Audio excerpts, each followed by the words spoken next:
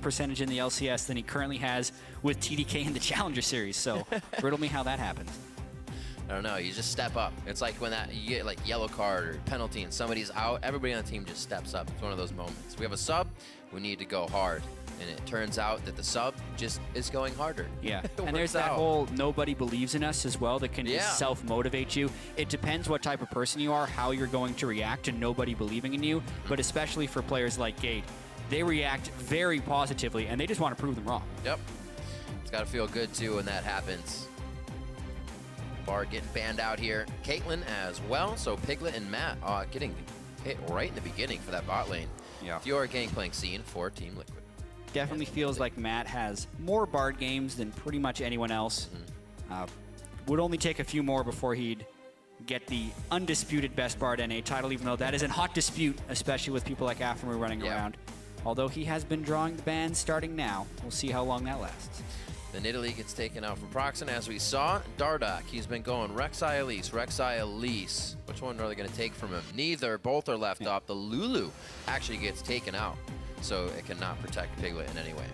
Very true, but there's still a lot of power picks left up, and something that has been getting banned against Dardoch in the majority of his games, and he hasn't gotten to play yet, has actually been the Jungle Graves. It's something he actually picked up on faster than most people.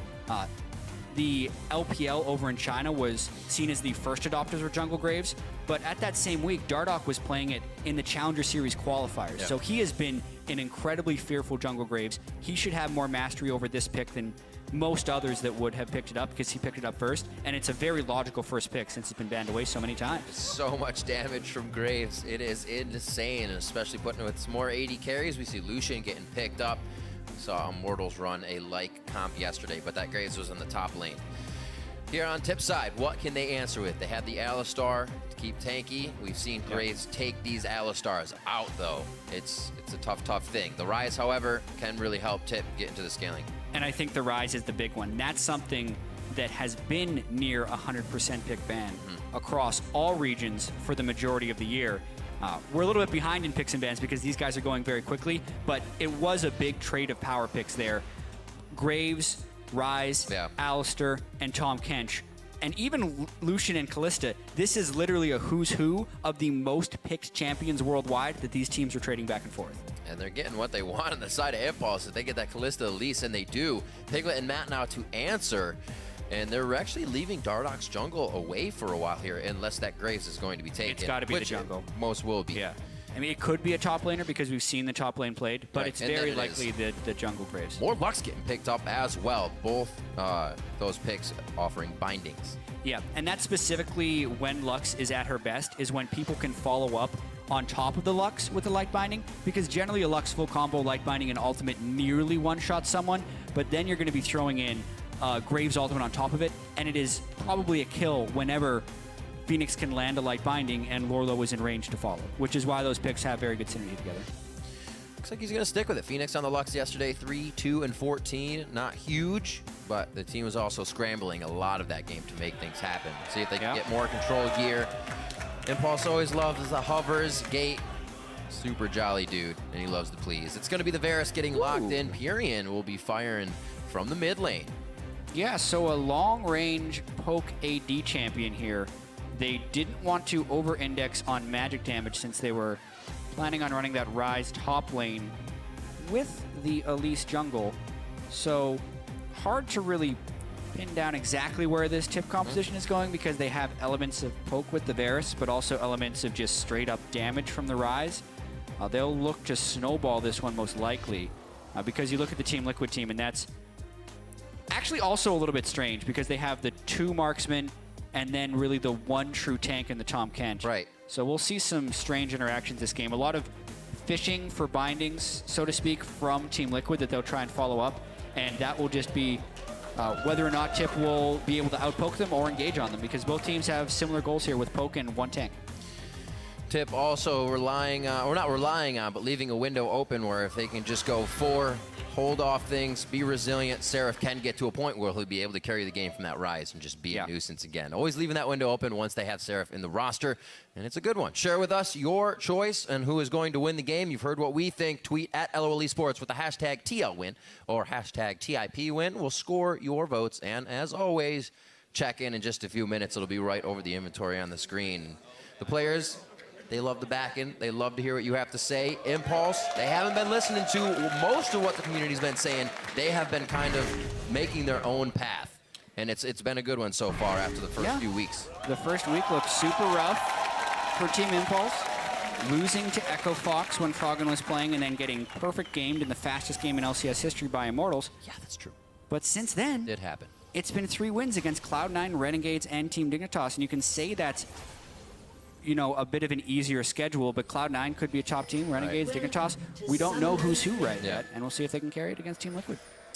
And look, talking about Team Liquid, TL's support, Matt, he is new to the LCS, but has risen to the occasion, and a sentiment echoed by his teammate, Dardoch. 30 seconds until minions spawn. I think the reasoning Loco had behind bringing Matt up was just to, I think he said it was to make me as comfortable as possible, but I think Matt proved that he's up here because he's just as good as LCS players. Like, he's been performing pretty well. He said himself yesterday in a great interview, he actually feels quite a bit more comfortable with how he's progressed, actually, from where he came from. He thought it would take longer. So it's actually good to hear, and that confidence. Yeah, Matt, when he debuted for Team Liquid, had very good early games, but then would make some team fight mistakes. And that kind of led to Team Liquid's very strange start where they opened 0-3 against Renegades, TSM, and CLG.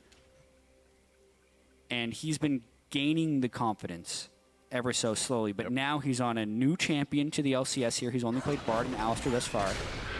So we'll have to see how he adjusts to a slightly safer playstyle, even though he's still got the potential route with his skill shot here that Bard could stun into a wall instead with. Right. Well, a lot of what we remember Team Liquid would do was this guy in the mid lane right here, FeniX, on his Azir play. He would be able to completely control a fight, and he would hold it as well. Very good at that. Something we've seen GBM do with his ults. But you don't get that reliability out of FeniX without having that type of champion pool. Now we've seen him on different things. And like I said, 5 different things across these games, and now the copy unlocks. Yeah, and it's an interesting journey here for Team Liquid because even though they've kept a lot of their branding together, it's a very different team than it was last year. It's just FeniX and Piglet and 3 new players. And aside from that unfortunate miss CS that Piglet has sometimes, Piglet has been playing probably the best on the team. Yep. And it's taking a little while for FeniX to reach back to that level he was reaching on his ear towards the end of last split. Right. Now that he's not necessarily using his ear. But things are looking up, especially with that win they had against Energy yesterday. Storm Raiders for Seraph on there. Interesting. We saw GBM running that yesterday. Feel movement speed if you're able to crush your opponent. Yeah, Storm Raiders Ryze, I'm wondering how many champions we will end up seeing it on. Because a lot of times the logic would go, hey, if I'm a burst champion, why would I not just want to take Thunderlords and burst harder? Right. It depends on how sustained your burst can be and how important it is that you stay next to someone. Yeah, and you for continue. Ryze, since it's fairly easy for him against a squishy to get the Storm Raiders proc by doing the correct percentage of health in a short time frame, he can then just stay right next to him, which is huge for the skill shots.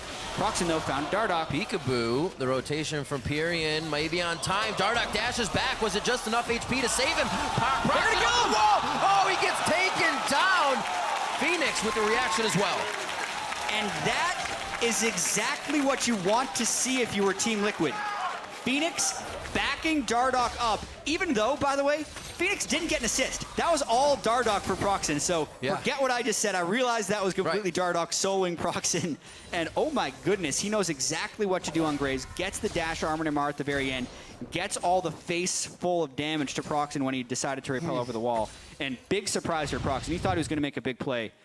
But let's watch this again. So Dardoch has both shots of his shotgun in. This dodge saves his life. He gets 2 attacks in because of his dash.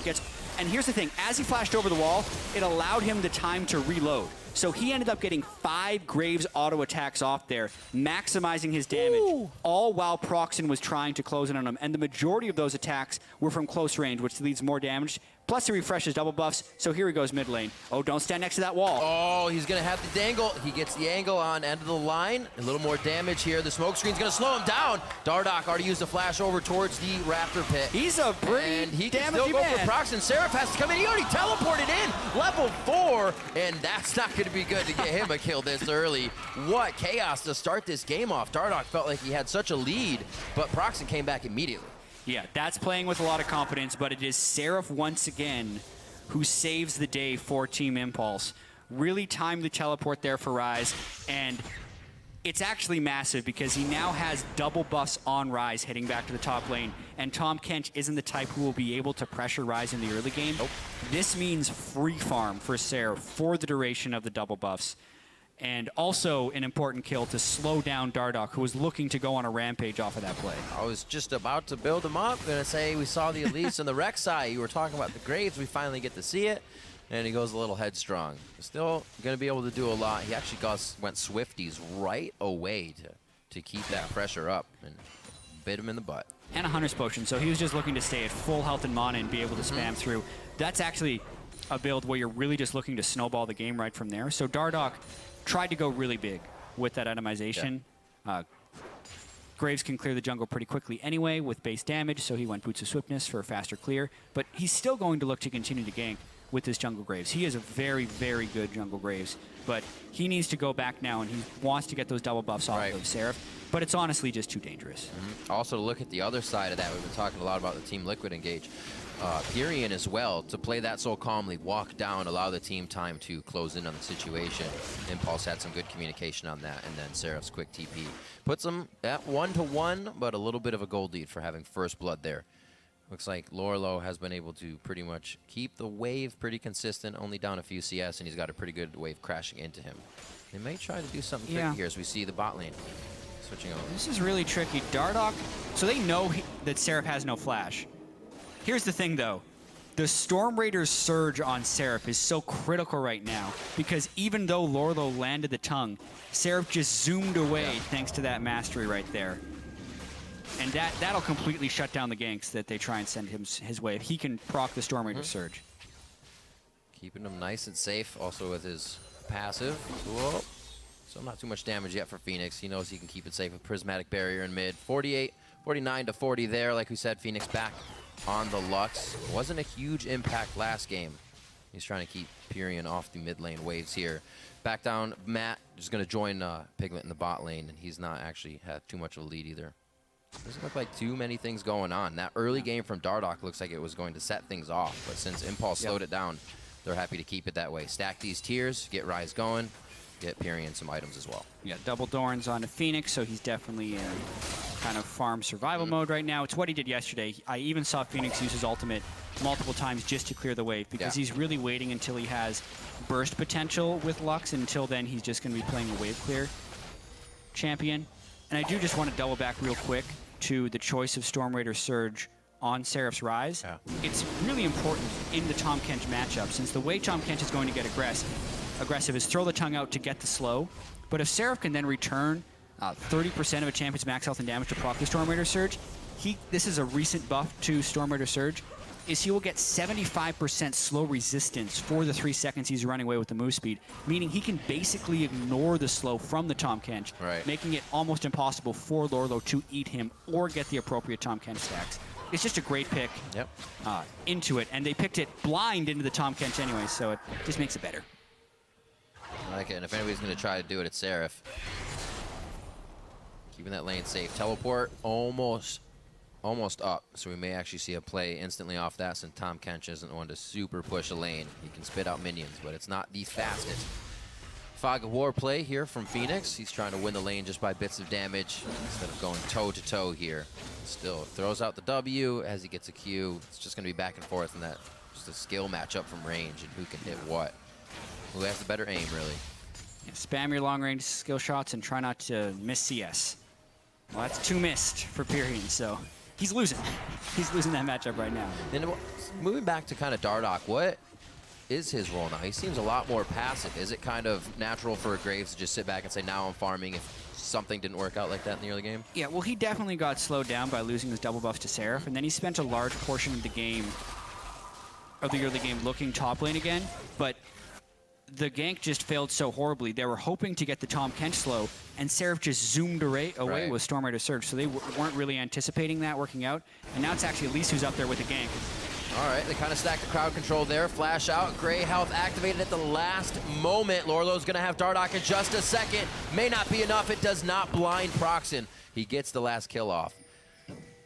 Yeah, they basically did so much damage they killed him twice because they bursted him That is the way it has to go. his gray health being about 5%, so Lourlo timed his gray health as best he could, and he also had Mercury Treads to try and reduce the CC chain of the Rune Prisons and Cocoons, but even with all that, he was just too far up the lane without backup. He burns a summoner, Yep. still dies, and that just becomes more and more dangerous.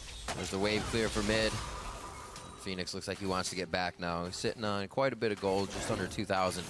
He'll be able to get some items for himself. Pretty slow game after a lot of action in the beginning there.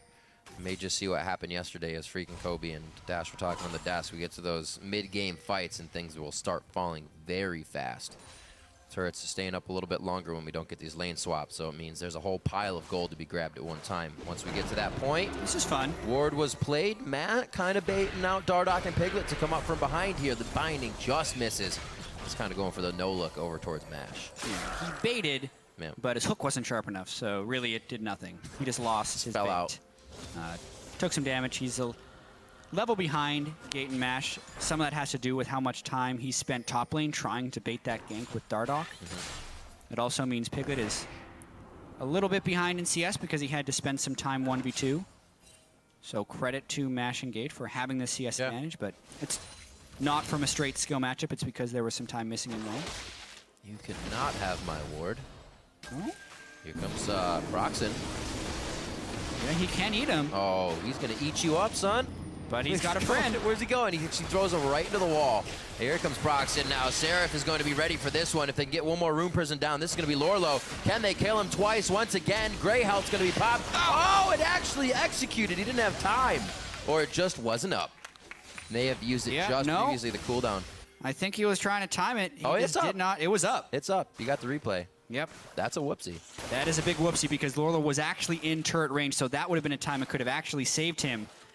He thought maybe because he'd get the eat on Seraph that he'd have the damage to take him down, but he had absolutely no backup. That's just a poor play and poor choice by Lourlo. Seraph did have the backup, and he's going to be in position to take over this game on Ryze. But it would have felt so good to get a 2-kill shutdown. It would have. After that. Now it's just worse. Tunneling in on the kills. Unfortunate. And now a 1,000 gold lead just about. Nothing really Tip's going to use to push Liquid over right now. No dragon pressure either just yet. We see back and forth between all of the lanes. Pressure from Procxin has definitely come up a lot better. He's kind of followed Dardoch since the beginning, and now he's getting ganks off by himself in the lane. So snowballing the lanes nicely. It's a really tricky situation. I mean, oftentimes when you're a jungler and your early game invade fails and you die and give up double buffs, a lot of times it just feels like the game is over. And it almost could have been, if not for Seraph. I really just want to keep doubling back on the Seraph teleport, the over-aggression from Dardoch, and the fail to follow with a teleport from Lourlo. If Lourlo teleports in at the same time with Seraph, they can neutralize that. They can stop Ryze from getting double buffs. They can keep Dardoch alive. All these great things happen. But ever since that play, it cut off the pressure from Dardoch because he lost his double buffs.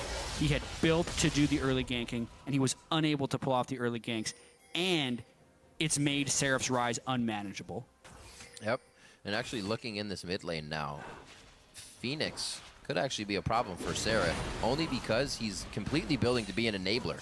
He doesn't really have much power. He's got the spell thieves. He went Lucidity, and he's going to be binding with Matt. They want these 80 carries to do work, so hopefully Piglet and Dardoch can start getting quite big here. And like we said, they only have Lourlo to be a beast on that front line, and we've already seen him go down twice already. Yeah. He won't be able to tank that long against a Ryze who, on this super low ping environment, and if Seraph has enough games on him, can chain his spells together so quickly that even if Lourlo is able to press his Great Health button, it can still get choked through pretty quickly. So it will be a test of skill, really, for Team Liquid to be able to bind Seraph before he gets in spell combo range, and then blow all of their damage on it. It's not like they have a lack of damage once they can land a light or a dark binding. Piglet, Dardoch, FeniX, Matt, all those guys can actually use those spells from outside of any of Ryze's spell ranges. It'll just be a matter of setting up the right siege when we get to that stage in the game. So we got some pings over towards Rift Herald. That was from Procxin just a second ago. We'll see if they can relieve some pressure on this top side and then get it. Looks like it's going to be the push in, maybe a counter gank here. Well, looks like the turret actually. We see that as Procxin shows himself. They're going to go ahead and force this one down. It looks like Dardoch's going to be able to give a bit of assistance, but I think it'll be too little too late. No, they decide to give him the respect. Yeah, a lot of the power in Ryze just comes with timing the passive. And even if they could have finished the turret there, his passive had just expired, so Seraph couldn't machine gun down the spells. The timing from Dardoch did technically work. But now, oh, they just miss out. Dardoch still doesn't know this is coming. Now he does. Yep, there goes the pings. Safe. They say, let's burn this real quick. They have that ward to show that Dardoch kept going down towards Wolves. Easy peasy on Rift Herald. Maybe give this one right over to Procxin to keep his jungling going. But Seraph easily used this top. Yeah, it's always a bet of like who has the largest influence over the game at the time. So this time, they will be giving that Rift Herald buff over to Seraph. Yeah, they gave it to Seraph. Increases damage. He's already blowing Lourlo up. Just let him push harder. It's the smart call in this game. Makes sense. And Procxin may even have to go up there less. They have the wards for Seraph. He can do what he needs to. Reset that. And it looks like the ping's going down towards the bot side. They say Rift Herald Dragon, maybe? Do we have the pressure? Dardoch setting up some vision for it on Scuttlecrab now. The knowledge is there from Impulse. I don't think they're going to be too worried about this one. But Procxin looks like he may skitter on over. Once he sees 3, I'm sure he'll be like, maybe not so much. Yeah, it's all about how aggressive they want to be. Seraph wants to be pretty aggressive. The Dragon is burned, though. This is 16 minutes. That's not a home-guarded Ryze. Burns off the black shield. Flashes for the Rune Prison. That is going to be a dead mat overall. So it pays off for Seraph. He picks himself up another one. 3-0-1. Right, and the most important thing about this is he has the Rift Herald buff right now, so these will be empowered minions pushing down the wave. And how far can they push this? Lux is still mid lane. Dardoch isn't actually rotating down, and they would need him to clear the minions right now. These minions do not have any extra tankiness, so you actually want the Graves down there to clear the wave. If they don't stop this, Tip has 4 people bottom lane, and the Tahm Kench is also not pushing. There's no reason for them to stop this push just yet. And Lourlo actually just took about 4 seconds to back, so there's a bit of a waste of time on the top lane. We'll see if they can protect this. 3 members. There's the rotation down. They see FeniX. They just pinged him out. And it's going to be Pirean hugging him on the backside. Lourlo slowly. He's got to be super careful. He does. He went down very fast last time. They can bump him up here, and if they crowd control him, he doesn't get gray health. Now they're trying to get out of this situation. Collateral damage already came in from Dardoch, and they are starting to take down Liquid. That's going to be a catch. Dardoch's out. Matt gets locked up, and Matt just went down. He comes back, but the rest of the team is falling, and there's nothing right now Liquid can do. FeniX with an exact cleanse there to keep himself alive. They use just about everything to get out. Where did this Tip team come from as well? These were guys that lost the first 2 games in horrendous fashion, but then Seraph comes in. Procxin and Pirean arrived last week as well, and these guys actually look quite good. Yes, it was a very uncoordinated play by Team Liquid. Lourlo teleported in. The initiation wasn't synced up. He didn't respect the damage burst. He never should have taken that angle. But Tip recognized that opportunity and completely destroyed Team Liquid in that engagement. Coming in, we'll see this one more time. He gets the wave, so it does push top. That helps there, but... Yeah, but I mean, at this point, Lourlo has to respect the CC chain of a Cocoon as well as a Headbutt Pulverize. He doesn't get his Grey Health off. And now, Piglet still wants to go aggressive, but Gate knows he can turn this with the initiation. Pirean arrives, and it was already a 4v5 since they killed Tahm Kench for free. They land the Varus ultimate, which allows them to continue to chain the CC. And all the setup the Team Liquid would need for an actual team fight was abandoned there. Team Liquid needs to lead with bindings and then combo their damage. They can't actually just walk into a team fight brute force-wise and then hope to land the skill shots. It was a nice cleanse on the backside by FeniX to immediately get rid of the Cocoon, but it's too little too late because everybody else was dead. Liquid really kind of baiting themselves into a fight that was not good for them. Now 8-1, it just keeps falling further and further behind in the sub. 100% kill participation right now for Seraph, and the Seraph's Embrace finished up 19 minutes in. 4-0-4 for him right now. He is a menace and can completely control the game with a split push. Something that Impulse, like we said, had the option to rely on. I don't even know if they need to, though, with the amount that they just fought face-to-face. They could choose to go wherever they want. Doesn't have to be a split push. Yeah. FeniX still bringing good wave clear to the team. As long as we don't see an Impulse Baron at any point here, they will be able to clear these waves pretty well, especially with Piglet and Dardoch. They have to figure out a way back in, though. They have MOrgana, they have Lux. Got to figure out where the Fog of War is their friend and get these picks. It's so difficult to do that when they've lost vision control because they're losing this game here. Yeah. Because he was able to bind Seraph there, yes, he holds him back temporarily, but Seraph is just a killing machine right now. Good job of them to go top and get that turret because Lux can hold mid with very strong wave clear with the blue buff. So that may actually be a 1-for-0 trade, depending on how aggressive Tip gets here. It's risky for, very, very risky for FeniX to stick around. So yeah, it's a 1-for-1 trade. I have to say, the 3 games Seraph has played for Team Impulse have been 3 of his best games ever in the LCS. He's only grown as a player. He had troubles in the beginning, couldn't really find his footing, but when he's put to the task, he definitely shows up. Maybe it's the difference in expectation and pressure here. He's coming in as a sub, no one expecting to win, but he is actually carrying these games. And it's a very fast Baron force into a fight. Black Shield to Fate's call. Baron is going to get left up, and it looks like Team Liquid got out of that what they wanted. The flash from Matt is down, but Baron is stopped, and they have pressure towards the mid lane. A super aggressive call there by Team Impulse. That was a 20-minute Baron. They kill it very quickly because of a Blade of the Ruined King Kalista and a Ryze who can machine gun his spells down. But because it was a 20-minute Baron, Tip had to be very respectful of a fight in the Baron pit since they had already taken a fair bit of damage. You always take that damage when it's an early Baron. But now, since it's 20 minutes, they got Home Guard Ryze coming in with gates. Here comes Seraph. Oh, he's on the FeniX. Lourlo eats him up, but you know where that guy is going to go. So FeniX has to flash. He had that from last fight, but he doesn't have the cleanse. Everybody has... Big turnaround! Mash way too close. That is a mistake for Impulse. Pirean has to get away now. The Chomp is so close, and the Chain of Corruptions has to come out for one. Abyssal Voyage goes up. He is a solo top lane. Tahm Kench, he will be able to get this kill.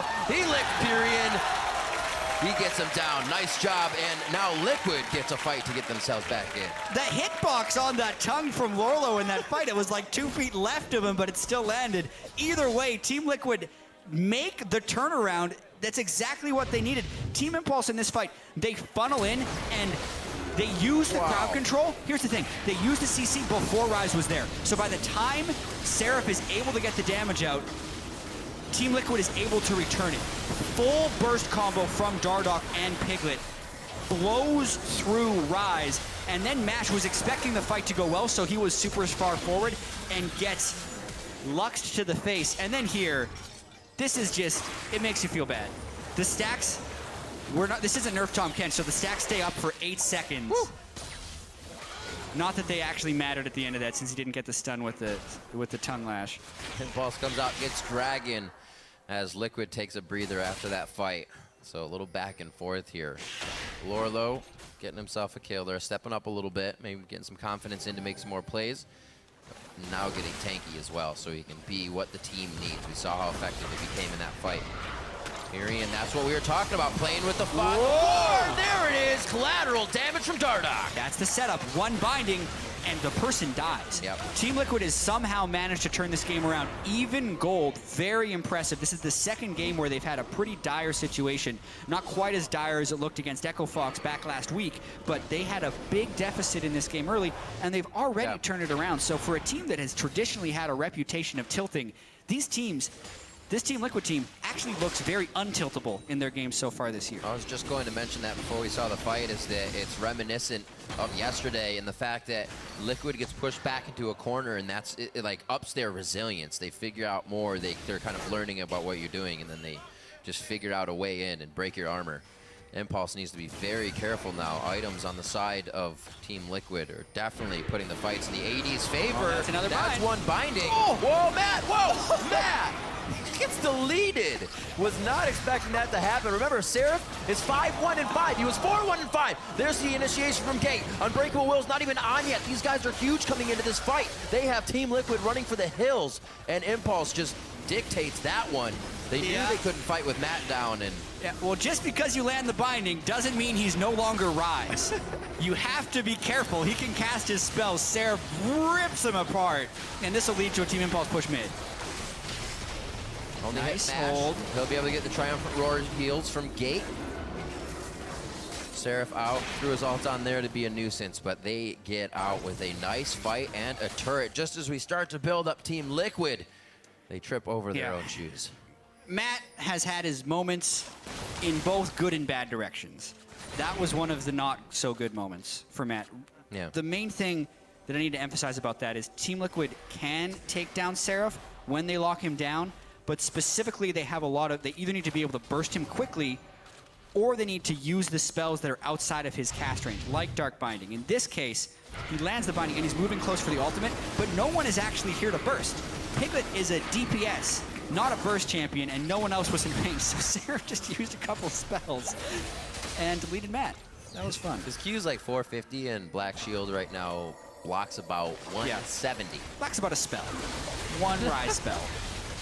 Although, this is an out-of-position Team Impulse. Seraph doesn't have teleport. And Elise was in the base. Yeah, there's no 50-50 for this one. That's the hit, the laser. Great call. Over it. Lateral damage smite. There's really no way you're going to be taking that unless you had Mash's Rend in there. Nice job. Liquid really helps himself out there because they, unless Piglet or Dardoch are on the front line, they don't have too much wave clear on Baron minions. So yeah, kind of put a pause button on Impulse's pushes here. See what Lourlo could do. He can't really leave the team for too long. His teleport plays aren't exactly Ryze. Yeah. And I have to say again, Team Liquid's decisiveness in the face of adversity. They just made a bad play against Seraph. A lot of teams would be disheartened, but they saw the opportunity of some bad recall timings from Team Impulse and went immediately to the Baron, forgetting about the bad play and just completely looking to the next step. Keeps them in this game once again, despite a mistake earlier.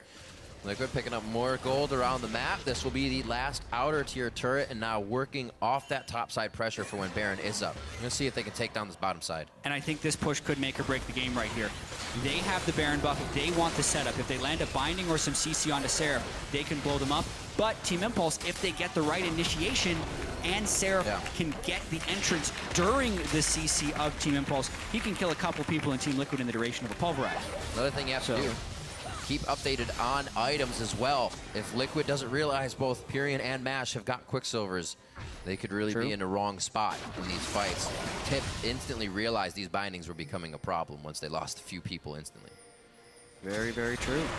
Whoa, Chain of Corruption.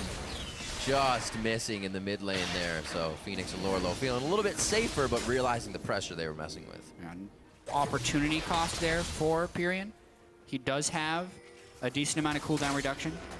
Wow. With the Lucidity boots, so the ultimate will be up in a total of 57 seconds from use, but at this point, in about 30 more seconds. So really, very, very quick cooldown. Also just noticed this CS from FeniX, and the few kills he has added 16 to 14 over Pirean here. Usually you don't see a level difference of 2, and also 1 being those the third level of your ultimate, especially for a Lux. The Lux farming has been huge, not to mention the extra gold he's gotten from the Frost Queen's claim. So FeniX is definitely turned on in this Lux game, and that just adds to the power of this Baroned up siege. Chip would have to go right now. Oh, Matt walks right over the fog of ward. They had a ward behind them. It really didn't help the forward push. That's going to be Seraph going down immediately. That's the one binding they were looking for. The Chain of Corruption goes back for defense. And that, again, leaves Liquid with a little bit of pressure relieved. They still realize they have to leave the situation. 20 seconds onto Dragon. And that's going to start getting a lot bigger as you mount those Dragons. It's going to be the second one for either team who gets it. Some substantial burst coming straight onto Seraph in that fight. And he goes home and picks up a QSS because he needs it. Matt, though, walked over to the side. It's just an unfortunate came from it. He's choosing the wrong paths. And over on the side of that fight there, as Seraph gets full bursted from Lux, Gate missed his pulverize because it was flashed away, or it was just dashed away, actually, by Dardoch. So really heady play by Dardoch on the side of the fight. And a better play by Team Liquid because that time they used their damage from outside of Ryze's damage range. But Tip going for this Dragon. I don't think they have the power to stop it. Seraph wants to TP in. Gate took half health before he threw that ult on. Here comes the TP. It's going to be a lockdown. Lourlo actually gets the spell shield. That's no Brew Prison. That ruins Seraph's combination. That ruins Impulse's fight. And now they keep going. Pirean almost gets the lick to stick, and the Abyssal Voyage is now going to be to the bot lane. Dardoch over the wall. Can he get the dash in time? It's the flash and dash and the goodbye for Pirean. What a play from Liquid again. They flipped the switch. Face full of graves right at the end of that fight, and Team Liquid have taken full control of this game. FeniX is doing so much damage in these team fights, and they are positioning around the main damage source from Team Impulse. We mentioned Team Impulse didn't have a strong tank line, and because they are focusing Seraph so adequately, that might be the game. That might be the game. Another sub 30 if they got it in 15 seconds. Mash getting Piglet. He's like, focus me. Come this way. Don't worry about the Nexus. One last hit. The flash in. They secure the kill, but now they've lost Matt. He's gone down. The laser eviscerates the side of Impulse. FeniX picks up a few more, and Liquid continue to persevere, continue to be a resilient team, but so do Impulse. More spawns coming up. Pirean in 2 seconds now. I don't think he's got enough, though. What a barn burner of a match. 30 minutes in, the Nexus has taken the last few licks of damage. Seriously. And it's going to be Liquid taking out Impulse. Now that was a fast and close game. Yeah. From start to finish. At the end of it, it's still 13 kills to 15. The goal lead is 6,000, but it was just the 30 minutes and 20 seconds. And again, Team Liquid overcomes some adversity, some tough moments in that game, but their talent shows through here because they came back from the bad plays, made better plays, and really capitalized on some miscommunication and inexperience from Team Impulse, which we were expecting other teams to do thus far. And it moves them to 3-3. Team Liquid definitely finding their drive here in the last few weeks after when we've seen splits where they're 2-0, 4-0, being one of the teams at the top of the list. Now they've had to find themselves with this new roster here. And a few of those guys right on your screen actually coming through. Piglet as well, much happier with the recent results on his play. You know, he was trying so hard in these games and the rest of the team kind of was just crumbling around him. He was saying what's happening, but everybody coming together much better. Yeah, Seraph's Ryze was very scary early on, but then he couldn't position and coordinate his initiates with the rest of the team, and Team Liquid did a very good job of landing bindings or just getting Tahm Kench in front of him long enough to blow up the Ryze. And that takes unity from the team, from Team Liquid, to just have those decisions be clean, because if ever Seraph was allowed time to spam his spells, he would be killing people. But they stopped that after he'd gotten big, which a lot of people, that's why Ryze is banned, because when he starts going, the game is usually over. It just wasn't the case this time. In the end, that Tahm Kench actually came up really big, one denying a few of Seraph's kind of spell reels to keep Ryze going, and then in the end we saw it be the Black Shield, so they actually had an idea to shut him down. It just had to get to the point where they could use it, they could really throw everybody off. Seraph was probably like, I'm out of damage in this fight, I can't use my spells for 4 seconds, so it becomes very difficult, especially when you're a guy that's 6'3" and 6 and have been making